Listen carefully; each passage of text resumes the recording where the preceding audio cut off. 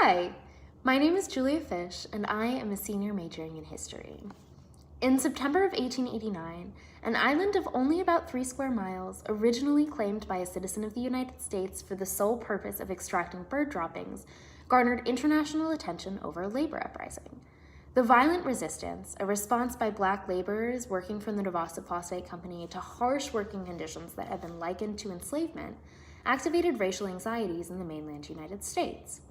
It also inspired action on behalf of the laborers in various Black communities, including among Baltimoreans, who raised money, crafted legal defenses, and tried to disseminate information that the white press had largely overlooked.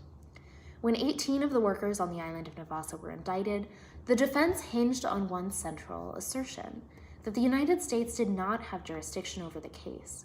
Nevada's status was pursuant to the 1856 Guano Acts, the language of which declared landmasses claimed under the acts by U.S. citizens as appertaining to the United States, not belonging. A legal longshot, the litigation over the ability to prosecute the case in U.S. courts generated important repercussions for the legal landscape of later 19th century American imperialism, particularly the acquisition of territories after the Spanish-American War.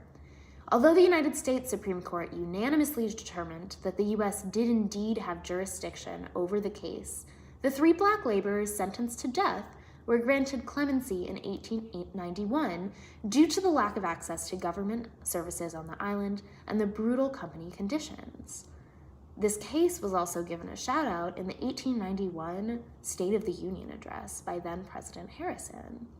The Black laborers' sentences were commuted from death to life imprisonment with hard labor, yet the material conditions for the 3 men between 1889 and 1891 did not fundamentally change.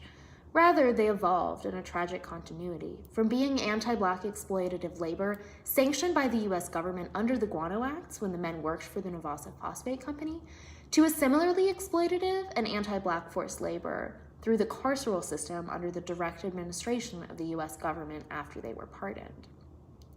My senior honors thesis, titled United States and Guano Islands of America, What a Forgotten 19th Century Uprising Reveals About Race, Revolt, and Resistance, centers on the context of the September 1889 labor uprising, racialized coverage in the press, and legal framework and aftermath of the events on Nevada Island.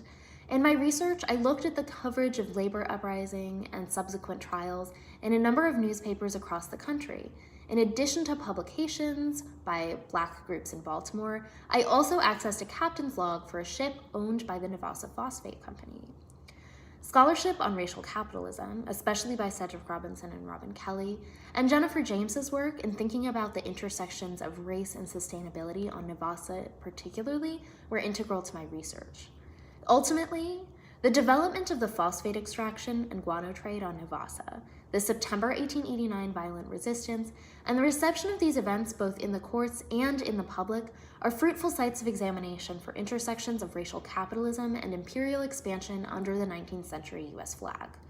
Ultimately, Nevada reveals how the racial capitalist order and 19th century American imperialism worked in parallel to maintain control over territory, resources, and racialized bodies while stripping protections of citizenship and democracy.